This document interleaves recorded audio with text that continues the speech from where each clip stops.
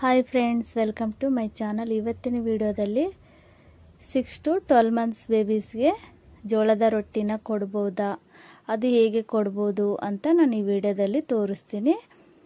ಇದು ಜೋಳದ ರೊಟ್ಟಿ ಫ್ರೆಂಡ್ಸ್, ನಾವು ಮನೆಯಲ್ಲೇ ಮಾಡಿರ್ತಕ್ಕಂಥ ಜೋಳದ ರೊಟ್ಟಿ. ಮತ್ತು ಹೊರಗಡೆ ತಂದು ಕೊಡಬಾರ್ದು ಫ್ರೆಂಡ್ಸ್, ಮನೆಯಲ್ಲೇ ಮಾಡಿರೋದು ಕೊಟ್ಟರೆ ತುಂಬ ಆರೋಗ್ಯವಾಗಿರ್ತಾರೆ, ಮಕ್ಕಳು ಇಷ್ಟಪಟ್ಟು ಕೂಡ ತಿಂತಾರೆ.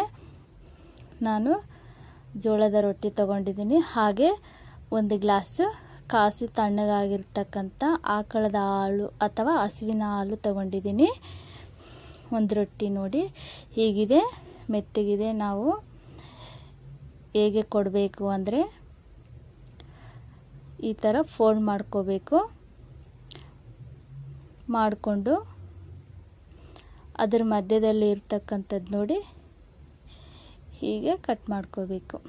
ಮಧ್ಯದಲ್ಲಿ ಮೆತ್ತಗಿರುತ್ತಲ್ಲ ಫ್ರೆಂಡ್ಸ್, ಅದಕ್ಕೆ ಹೀಗೆ ಕಟ್ ಮಾಡಿದ್ದೀನಿ. ನಂತರ ಒಂದು ಚಿಕ್ಕ ಪ್ಲೇಟ್ ತೊಗೋಬೇಕು.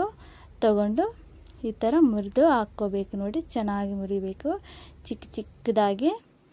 ನೀವು ಬೇಕಾದರೆ ಮಿಕ್ಸಿಯಲ್ಲಿ ಬೇಕಾದರೂ ಹಾಕ್ಕೋಬೋದು. ನಾನು ಕೈಯಿಂದನೇ ಮಾಡ್ತಾಯಿದ್ದೀನಿ, ಆಪ್ಷನಲ್ಲು, ಹೇಗಾದರೂ ಮಾಡ್ಬೋದು.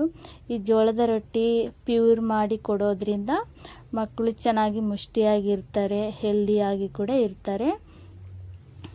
ನೋಡಿ ಹೀಗೆಲ್ಲ ಚಿಕ್ಕ ಚಿಕ್ಕದಾಗಿ ಮಾಡ್ಕೊಂಡಿದ್ದೀನಿ. ನಂತರ 1 ಗ್ಲಾಸ್ ಕಾಸಿ ತಣ್ಣಗಾಗಿರ್ತಕ್ಕಂಥ ಹಸುವಿನ ಹಾಲು ಹಾಕ್ಕೊತಾ ಇದ್ದೀನಿ. ಹಾಲು ಹಾಕಿದರೆ ಟೇಸ್ಟ್ ಇರುತ್ತೆ ಫ್ರೆಂಡ್ಸ್, ಬೇಗ ಮೆತ್ತಗೆ ಕೂಡ ಆಗುತ್ತೆ. ನೋಡಿ ಈ ಥರ ಸ್ಪೂನಿಂದ ಕಲಿಸ್ಕೋಬೇಕು. ನೀವೇನಾದರೂ ನನ್ನ ಚಾನಲ್ನ ಸಬ್ಸ್ಕ್ರೈಬ್ ಮಾಡಿಕೊಳ್ಳದೆ ಹಾಗೆ ನೋಡ್ತಾ ಇದ್ದರೆ ಈಗಲೇ ಸಬ್ಸ್ಕ್ರೈಬ್ ಮಾಡಿಕೊಳ್ಳಿ. ನಾನು ಅಪ್ಲೋಡ್ ಮಾಡುವ ಎಲ್ಲ ವಿಡಿಯೋಗಳು ನಿಮಗೆ ನೋಟಿಫಿಕೇಷನ್ ಮೂಲಕ ಬರುತ್ತೆ. ಒಂದು ಪ್ಲೇಟನ್ನು ಮುಚ್ಚಿಡಬೇಕು ಫ್ರೆಂಡ್ಸ್. 10 ನಿಮಿಷದ ನಂತರ ತೆಗಿಬೇಕು. ನೋಡಿ ಚೆನ್ನಾಗಿ ಮೆತ್ತಗಾಗಿದೆ.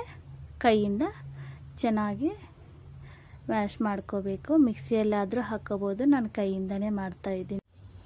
ಹೀಗೆ ಜೋಳದ ರೊಟ್ಟಿ ಸರಿನಾ ನಾವು ಮನೆಯಲ್ಲೇ ಸುಲಭವಾಗಿ ಮಾಡಿಕೊಂಡು ಮಗುಗೆ ವಾರದಲ್ಲಿ 2-3 ಸಾರಿ ಕೊಡ್ಬೋದು. ಆರೋಗ್ಯವಾಗಿ ಇರ್ತಾರೆ ಮತ್ತು ಗಟ್ಟಿ ಮುಷ್ಟಿಯಾಗಿ ಕೂಡ ಇರ್ತಾರೆ ಫ್ರೆಂಡ್ಸ್.